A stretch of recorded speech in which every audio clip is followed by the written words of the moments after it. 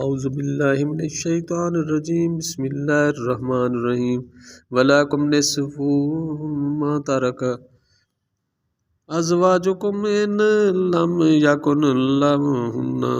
وَلَدٌ فَإِن كَانَ لَهُنَّ وَلَدٌ فَلَكُمُ الرُّبُعُ مِمَّا تَرَكْنَ مِن بعد وصیۃ یوصین بہا أو دین ولہن الربع مما ترکتم ان لم یکن لکم ولد فإن کان لکم ولد فلہن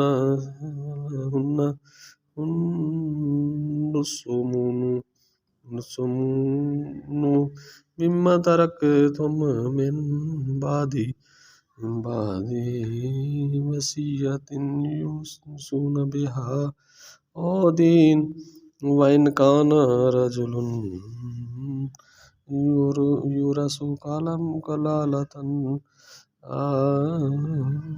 امرأة وله أخ أو أخت فلكل واحد منهما السدس فإن كانوا من ذلك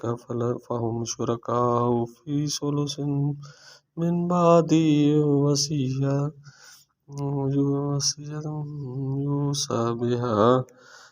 أو دين غير مضار وصية من الله واللہ علیم۔ سورت